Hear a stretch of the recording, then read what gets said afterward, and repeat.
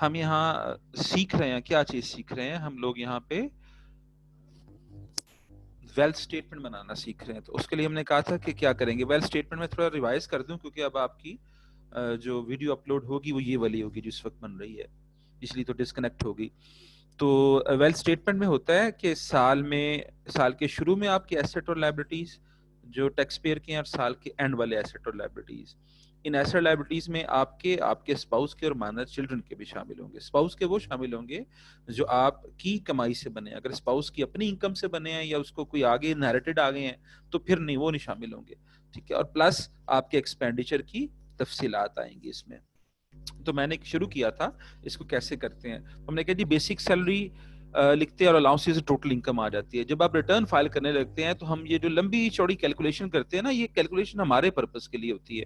Tax میں جب آپ ڈیٹا انٹری کرتے ہیں تو اس کو صرف بیسک سیلری چاہیے اور باقی سب الاؤنسز کا ٹوٹل چاہیے. یہ ہم کیا کرتے ہیں کہ ہماری جو ٹوٹل انکم ہے, بیسک سیلری بھی ہے, ٹوٹل انکم بھی ہے, درمیان میں سارے الاؤنسز ہیں لمبے چوڑے, تو ہم ٹوٹل انکم میں سے بیسک سیلری نکالتے ہیں, جو باقی آیا وہ الاؤنسز میں لکھ دیا اور بیسک سیلری لکھ دی, تو ٹوٹل انکم اس کے برابر ہوگی. یہ ہم جب ریٹرن فائل کریں گے پھر آپ کو بتائیں گے. پھر اب یہ بندہ ہے, فرض کریں اب اس کے ایسٹ اور لائبلٹیز ہیں. ٹھیک ہے, اوپننگ ایسٹ, اوپننگ سے مراد ہے آن 1 جولائی, آن 1 جولائی 2019. ٹھیک ہے, اس کے جو ایسٹ سارے ایسٹ تھے اس کی تفصیلات آئیں گی, جیسے کیش ایٹ بینک, صحیح ہے, جیسے کیش ان ہینڈ, جیسے property investment, motor vehicles, jewellery, اور اس طرح کی لمبی چوڑی ساری تفصیلات آئیں گی, اور یہ آئیں گی اوپننگ بھی اور یہ آئیں گی کلوزنگ بھی.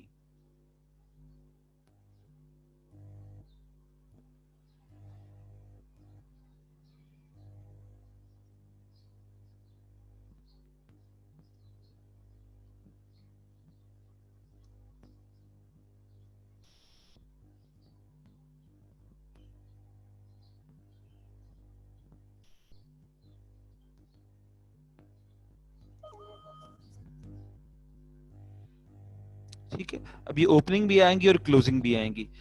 یہ اب میں تفصیلات لکھ رہا ہوں, کیش ایٹ بینک کی, کیش ان ہینڈ کی, پراپرٹی کی, انویسٹمنٹ کی, موٹر وہیکل, جیولری کی. ٹھیک ہے, یہ تفصیلات آپ کے سامنے میں نے لکھی ہے نا, تو یہ ٹوٹل آ گیا. اچھا, اس کے بعد اس میں سے مائنس کر دیں گے اگر آپ نے کوئی لون لیا ہوا ہے, تو اس کے بعد کیا آ گیا, نیٹ ایسٹس آ گیا. اچھا, ٹوٹل میں کہ فرض کروں کتنے سال کے شروع میں اس کے پاس ٹوٹل تھا 12 ملین.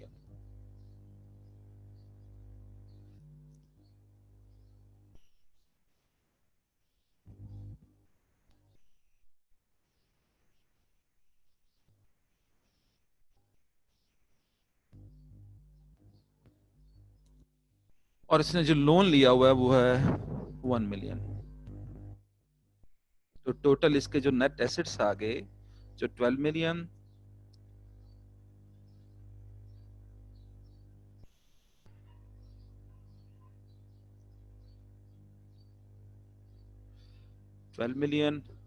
مائنس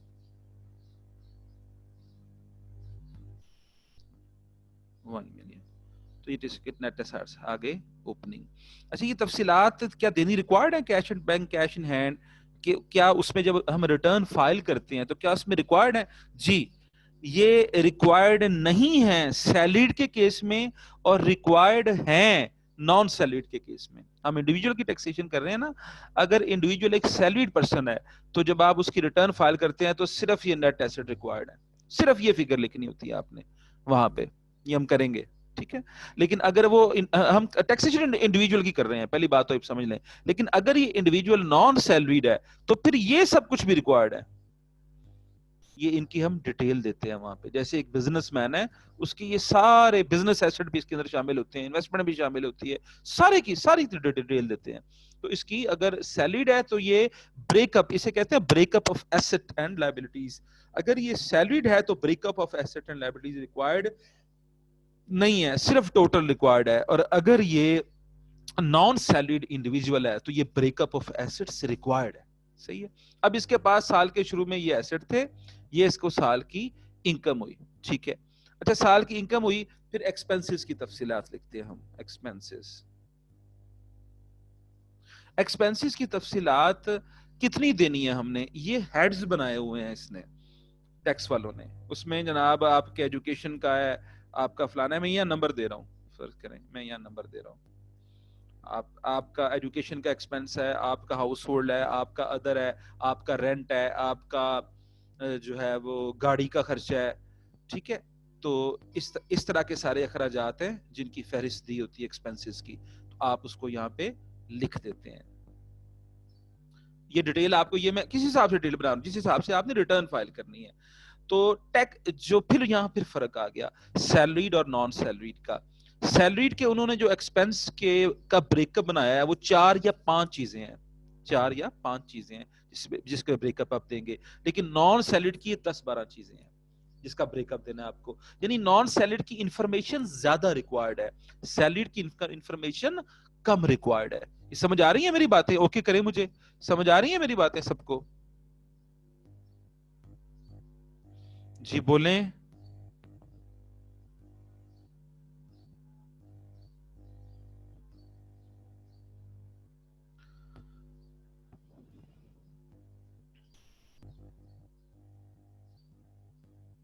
یہ کوئی کوشچن نہیں بیٹا، یہ زیومڈ فگر ہے، یہ ساری زیومڈ فگر ہے.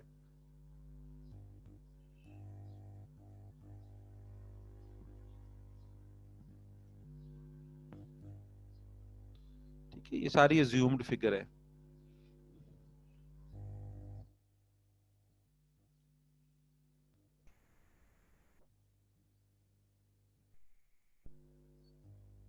ٹھیک ہے. یہ اس کے ایکسپنسز کی تفصیلات آ گئی. یہ 1 2 3 4 یہ میں نے نمبر دیے، وہاں پہ نام ہوتے ہیں. یہ کیا ہوتے ہیں اس کو کریں گے obviously، اس کی ویڈیو دیکھیں گے بیسیکلی ہم. اچھا تو اس کا ہم کریں گے ٹوٹل.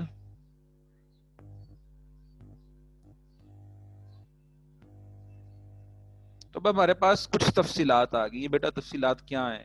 ایک بندہ ہے مسٹر علی، وہ بندہ سیلریڈ ہے، اور اس بندے کی جو ٹوٹل انکم ہم نے کیلکولیٹ کی جس طرح ہم کلاس میں کرتے تھے، وہ کیلکولیٹ کی 3.6 ملین. جب اوپر دیکھا لمبی چوڑی فہرست دیکھی تو ایک بیسک سیلری نظر آ گئی 12 لاکھ کی، وہ ہم نے لکھ دیا یہاں پہ. اور باقی جو کچھ بھی تھا وہ 10-12 چیزیں ہوتی ہیں کم از کم درمیان میں ہم کرتے رہے ہیں، اس کو ہم نے علیحدہ لکھ دیا. وہ ہوگا 2.4 ملین، 24 لاکھ. تو یہ ٹوٹل انکم اس کی ہوگی 3.6 ملین، 36 لاکھ اس سال کی. اب اس سال کے شروع میں اس کے جو ایسٹ تھے وہ تھے 1 کروڑ 20 لاکھ، اور اس نے جو بینک سے لون لیا تھا وہ تھا 10 لاکھ. اس کے نیٹ ایسٹ سے 1 کروڑ 10 لاکھ. ٹھیک ہے. اور اس نے سال میں جو ایکسپنس کیے یہ اس کی تفصیلات آ گئی. اس کا بریک اپ آ گیا. میں نے چکا کہ سیلریڈ میں بریک اپ تھوڑا ریکوائرڈ ہوتا ہے، وہ آ گیا 33,56,000. اب آپ ذرا غور کریں، ایک بندے نے کتنی کمائی کی؟ 3.6 ملین. اس میں سے کتنے خرچ دیے؟ 33,56,000. تو کتنے اس کے پاس باقی بچنے چاہیے؟ اس میں سے اس کو مائنس کر دیں. ٹھیک ہے. جیسے سال میں آپ نے 10 لاکھ کمایا ہے، آسان سی ایگزامپل ہے نا، سال میں آپ نے 10 لاکھ کمایا ہے، اور سال میں آپ نے 8 لاکھ خرچ دیا ہے، تو آپ کے پاس کتنا بچنا چاہیے؟ 2 لاکھ. تو یہ وہ ہے، یہ 2 لاکھ وہ ہے. تو یہ کہاں پڑا ہوگا؟ یہ آپ کے پاس پڑا ہوگا نا کسی نہ کسی صورت میں. بینک میں پڑا ہوگا، آپ کے پاس کیش میں پڑا ہوگا، آپ کے پاس آپ نے اس کی جویلری خرید لی، آپ نے اسے گھر کا سامان خرید لیا، یہ آپ کے پاس آپ کی سیونگ پڑی ہوئی ہے کسی بھی فارم میں، کیش کی فارم میں، نان کیش فارم میں سیونگ پڑی ہوئی ہے. یعنی آپ کے ایسٹ میں اتنا اضافہ ہے. اب سال کے شروع میں آپ کے ایسٹ کتنے تھے؟ 12 لاکھ اور 1 کروڑ 20 لاکھ. اچھا فرض کریں یہ لون اتنا ہی رہا ہے، 1 ملین ہی ہے. ٹھیک ہے. تو آپ کے اثاثے تھے شروع میں 1 کروڑ 20 لاکھ، آپ کا لون لائبلٹی تھی 10 لاکھ. اب آپ کی اس انکم کی وجہ سے کتنے اثاثے ہو جائیں گے؟ ایک تو آپ کے پاس پہلے اثاثے موجود تھے، وہ کتنے موجود تھے؟ 1 کروڑ 20 لاکھ، اور اس میں سے 2,44,000 کا اضافہ ہو گیا. یہ اضافہ کہاں سے آیا؟ یہ اضافہ آیا جناب کہ آپ نے اپنی انکم میں سے پیسے بچا لیے. تو آپ کے اثاثے کتنے ہو جائیں گے؟ 1,12,00,000 اور 44,000. یعنی یہ آپ ان کا ڈفرنس دیکھ لیں, ان کا ڈفرنس دیکھ لیں. یہ دونوں آپس میں برابر ہوں گے. بھئی آپ کی انکم میں سے کتنے پیسے بچے؟ 244,000. تو آپ کے اثاثوں میں کتنا اضافہ ہونا چاہیے؟ 244,000. This is called wealth reconciliation. یہ جو میں نے 244 کیلکولیٹ کیا ہے, this is called wealth reconciliation. یعنی ویلتھ اسٹیٹمنٹ میں ہم کیا دیتے ہیں؟ Opening asset, closing asset, opening liabilities, closing liabilities, expenses کا بریک اپ اور ویلتھ ریکنسیلیشن. یہ ریکنسیلیشن کیا ہے؟ کہ یہ انکم کے بعد بچنے والے پیسے برابر ہونے چاہیے آپ کی دولت میں جتنا اضافہ ہوا ہے اس کے. ٹھیک ہے, کیوں جی؟ دیکھیں اس کو ایک منٹ, میں تھوڑا سا ٹائم دے رہا ہوں آپ کو, آپ ذرا اس کو دیکھیں.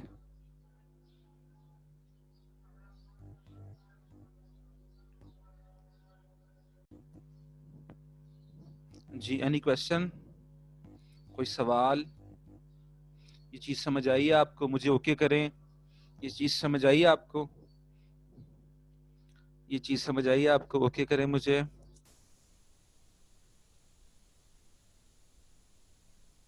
میں اس میں نا تھوڑی فگرز چینج کر کے دوبارہ آپ کو کرواتا ہوں ڈفرینٹ سینیریوز میں. اب فرض کریں اس کے ایکسپینسز جو ہیں وہ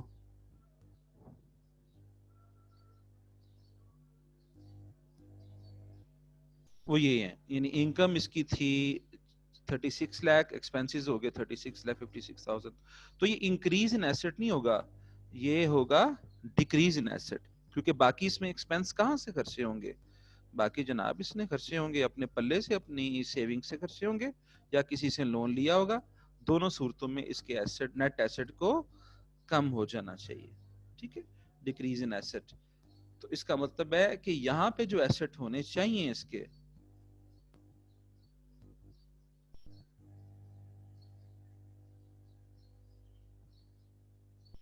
وہ اتنے ہونے چاہیے. ٹھیک ہے, یہ ایسٹ کم ہو گیا نا, یہ 1,20,00,000 سے 1,19,00,000 اور 40,000 ہو گیا. کیوں؟ 56,000 کم ہو گیا. تو ڈیکریز ان ایسٹ کتنا آ گیا؟ 56,000. یہ جو ایسٹ کا ڈفرنس ہے وہ اس کے برابر ہونا چاہیے. Change in asset should be equal to difference between total income and total expenses. Change in asset should be equal to the difference between total income and total expenses. چاہے کم ہے چاہے زیادہ ہے. ٹھیک ہے, سوائے ایک چیز کے, یہاں تک تو آپ کو کلیئر ہوگی. یہ ایسٹ میں اضافہ کسی اور وجہ سے بھی ہو سکتا ہے. وہ کون سی وجہ ہے؟ اچھا, ایسٹ میں ایک تو اضافہ اور کمی ہوتی ہے انکم اور ایکسپینس میں کمی یا اضافے کی وجہ سے. کہ آپ کی انکم, فرض کریں آپ کی انکم 36 لاکھ ہے, خرچہ ہو گیا 24 لاکھ, تو 12 لاکھ آپ کے ایسٹ بڑھ جائیں گے, لازمی بڑھ جائیں گے. ٹھیک ہے, یا آپ کی انکم ہے 36 لاکھ, خرچہ ہو گیا 40 لاکھ, تو 4 لاکھ سے آپ کے ایسٹ کم ہو جائیں گے. تو ایسٹ, نیٹ ایسٹ میں جو چینج آتا ہے یہ ایک نمبر 1 ہوتا ہے due to difference between total income and total expenses. اس کے علاوہ یہ 2 ریزنز ہیں جس کی بنا پہ اور آتا ہے. نمبر 1, آپ کو کوئی گفٹ دے دے. یہ گفٹ وہ نہیں ہے جو آپ ایک دوسرے کو دیتے ہیں. ٹھیک ہے, دوست کو دیتا ہے, ایسی سالگرہ ہوئی ہوتے تو ایک پالو لایا تو میں ایک جی وہ لایا نہ, کیک لایا نہ. نہیں, these are not the gift. Gift ہے کہ آپ کوئی پیسے یا کوئی پراپرٹی ایک دوسرے کو دیتے ہیں. نارملی گفٹ ہوتا ہے باپ بیٹے کو دے دیتا ہے, بیٹا باپ کو دیتا ہے, اسپاؤس ایک دوسرے کو دے دیتے ہیں. لا میں اس کا نام گفٹ ہے. وہ جو آپ سنتے تھے نا, وہ نواز شریف کا جب کیس چل رہا تھا تو اس میں ہو رہا تھا جی وہ جی 1-1 ارب کے ایک دوسرے کو گفٹ دیے ہوئے ہیں. مجھے ایک بندہ کہتا ہے توبہ توبہ یار, کڈے امیر لوگ نے. میں کہا کی ہو گیا جناب؟ کہتا ہے وہ توبہ توبہ, 1-1 ارب روپے تو گفٹ ہی دے چھڑ دینے, پتہ نہیں کڈا قیمتی گفٹ آیا ہوئے گا 1 ارب روپے نے خرید دیا ہونا بازاروں. اور میں کہا یار یہ چیزیں ہے ہی نہیں, یہ چیزیں نہیں بھائی. لا کی نظر میں کوئی اثاثہ دوسرے بندے کو دینا وہ گفٹ کہلاتا ہے اگر آپ نے اس کو واپس نہیں لینا. یعنی باپ اپنے بیٹے کو گاڑی دیتا ہے 13 لاکھ روپے کی, دونوں اگر فائلر ہیں, ریٹرن فائل کرتے ہیں تو اپنے حساب سے انہوں نے اس کو کیلکولیٹ کرنا ہے. تو باپ کیا لکھے گا؟ گفٹ گیون ٹو مائی سن. वो क्या लिखेगा, gift receive from my father, वो गिफ्ट रिसीट में लिखेगा, ये गिफ्ट गिवन में लिखेगा, ये है, ये चीज होती है, ठीक है। तो ये गिफ्ट से मुराद वो गिफ्ट नहीं है, गिफ्ट से मुराद है कि असासा आपने दूसरे को दे दी है। तो आपके वालिद साहब ने आपको 20 लाख रुपए की गाड़ी दे दी, ठीक है, तो वो भी जनाब इसमें आ जाएगी, गिफ्ट में 20 लाख रुपए, ठीक है। और किस वजह से बढ़ सकता है, और है कि इनहेरिटेड प्रॉपर्टी, आपको विरासत में कुछ आ जाए, चाहे वो वसीयत के नतीजे में आए, चाहे जब वालदैन, अल्लाह अल्लाह सब के वालदैन को सलामत रखे हमेशा सरों पे, एक दिन चले जाते हैं तो विरासत में आ जाता है। वालदैन क्या बेटा, बेटा चला जाए तो वालदैन का हिस्सा विरासत में होता है जो शरीयत ने मुतय्यन किया हुआ है, ठीक है। तो बहरहाल ये दोनों तरफ है, वालदैन चले जाएं तो वो बच्चों को मुंतकिल हो जाती है प्रॉपर्टी, बच्चे चले जाएं तो अगर वालदैन हयात है तो कुछ हिस्सा उनको मुंतकिल हो जाता है। तो इनहेरिटेड अगर आपको आ गया है तो वो भी आ सकता है, फॉर एग्जाम्पल वो भी आप इंक्रीज में लिख देंगे। तो इसमें जो इंक्रीज या इसमें जो चेंज आ सकता है वो नंबर 1 आता है difference in income and expenses की वजह से, नंबर 2 आता है गिफ्ट रिसीव्ड की वजह से, रिसीव्ड की वजह से, ठीक है। नंबर 3 आता है इनहेरिटेड की वजह से, नंबर 4 आता है गिफ्ट गिवन की वजह से। आप जो गिफ्ट किसी को दें तो उससे क्या होगा, नेगेटिव हो जाएगा। आपने अपने बेटे को 10 लाख रुपए दे दिए तो ये प्रॉपर्टी कम हो जाएगी, ये प्रॉपर्टी कम हो जाएगी, ठीक है। तो ये है, तो ये सारा कुछ जो मैं यहाँ पे लिख रहा हूं ये आपने अपनी वेल्थ स्टेटमेंट में शो करना होता है। किस पे लॉग इन होते हैं वहां पे, और जो है इनका आयरिस सिस्टम है, आयरिस सिस्टम एफबीआर का बनाया हुआ, उसमें ये सारी चीजें हम लिखते हैं। सिर्फ मैं जो फर्क बता रहा हूं कि सैलरीड के केस में आप ये एसेट का ब्रेकअप नहीं देते बल्कि सिर्फ नेट एसेट लिखते हो। हाँ, ये gift received, gift given, inherited, receipt ये लिखते हो, ठीक है ना, लेकिन एसेट का ये आप नेट एसेट ये फिगर लिखते हो बस। और अगर ये फिगर है, ये वाली फिगर है तो ये लिखते हो फिगर्स, ठीक है। ये ब्रेकअप नहीं देते, ये सारा ब्रेकअप नहीं देते। हाँ, नॉन सैलरीड के केस में ये ब्रेकअप देते हो, ये लंबा चौड़ा ब्रेकअप होता है जो देते हो आप, सही है। और इसमें इधर एक्सपेंसेस में आ जाएं, सैलरी के केस में उन्होंने 4-5 हेड एक्सपेंस के बनाया जिसमें आप चीजें लिखते हो, नॉन सैलरी के केस में ये एक्सपेंसेस के हेड्स ज्यादा हैं। बस ये दोनों में फर्क है, सैलरीड और नॉन सैलरीड की इनकम टैक्स रिटर्न में, इनकम टैक्स रिटर्न में जो इंफॉर्मेशन का बल्क है उसमें ये डिफरेंस है, ठीक है। तो ये बेटा आज तक हमने ये किया है। अब हमने ये थोड़ा पढ़ लिया स्ट्रक्चर, अब हम रिटर्न की तरफ जा रहे हैं। रिटर्न में हमने पढ़ा है कि हम टैक्स की कैलकुलेशन सारी हम खुद करते हैं, टोटल इनकम की कैलकुलेशन खुद करते हैं। तो ये हमने पढ़ लिया है कि अब हमें इंफॉर्मेशन पुट करने के लिए, आईरिस में अपनी रिटर्न को फाइल करने के लिए क्या इंफॉर्मेशन चाहिए, ये हम पहले एक्सेल में बनाते हैं। मैं भी अब जब अपनी रिटर्न फाइल करता हूं या मेरे अपने किसी अजीज दोस्त की मैं रिटर्न फाइल करता हूं तो मैं एक्सेल पे सब कुछ पहले बनाता हूं, इसी तरीके से जैसे आपके सामने मैं यहाँ पे कर रहा हूं। जब ये आपस में बराबर हो जाता है सब कुछ, मैंने सिर्फ वहां पे डाटा एंट्री करनी होती है और वो मुझे पता है मैंने कौन सी चीज कहाँ पे एंटर करनी है, आपको भी चल जाएगा पता। तो आप वहां वो चीजें एंटर करेंगे और अल्टीमेटली रिटर्न फाइल हो जाएगी, ठीक है। तो इसको कैसे फाइल करते हैं, ऑब्वियसली डाटा एंट्री तो नहीं करवा सकता आपको, कि उसके लिए लॉगिन जो है खुला होना चाहिए। जून के बाद होता है हमेशा, जून के बाद अगले साल के लिए ना वो ओपन कर देते हैं उसको नए साल के लिए। तो मैं फिर वहां जून के बाद अगर टाइम हो तो स्टूडेंट को करवा देता हूँ। अदरवाइज इसकी वीडियोस लोगों ने बना के रखी हुई है, मुख्तलिफ जो है वो लोगों ने, कंसल्टेंट्स ने यूट्यूब पे। तो मैंने कल 1-2 वीडियो सेलेक्ट की हैं तो वो मैं आपको दिखाऊंगा, उससे देख के आप समझ जाते हैं। इवन ये एक प्रोसीजरल मैटर है। जब मैं केपीएमजी में ऑडिट की ट्रेनिंग करता था, प्रैक्टिस करता था, तो तब ये सारा मैनुअल होता था। तो अब ये कंप्यूटराइज हो गया। इवन मैंने भी ये वीडियोस देख के देखा है कि इसको कैसे करते हैं। तो ये बहुत आसान है, ठीक है। असल चीज ये कैलकुलेशन है जो आपके सामने मैंने करवाई है, ये वो बंदा कर सकता है जिसको टैक्स आता है। वो फिर डाटा एंट्री है, वो उस डाटा एंट्री के अलावा कुछ भी नहीं है। वो मैं करवाऊंगा, आप कहेंगे ये आसान है सर, ठीक है। तो इंशाल्लाह हम नेक्स्ट सेशन में वो करेंगे। अभी आपको स्ट्रक्चर समझ में आ गया सारा? मुझे ओके करें, मुझे ओके करें प्लीज जी, ओके करें मुझे। एनी प्रॉब्लम ओके कीजिएगा।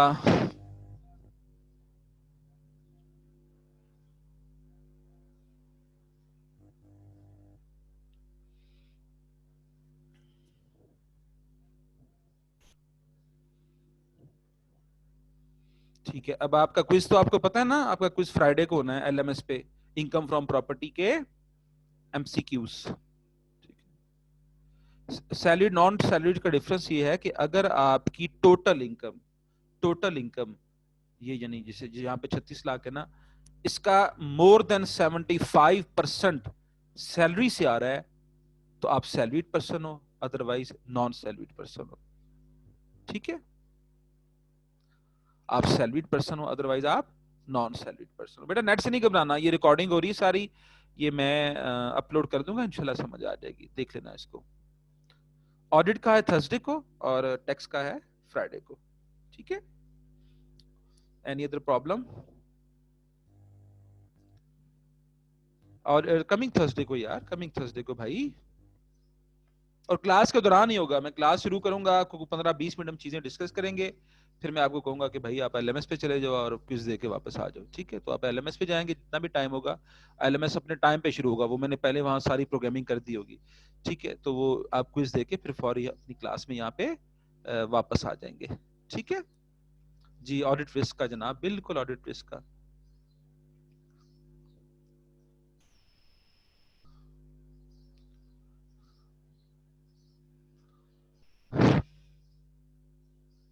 जी, एनी प्रॉब्लम?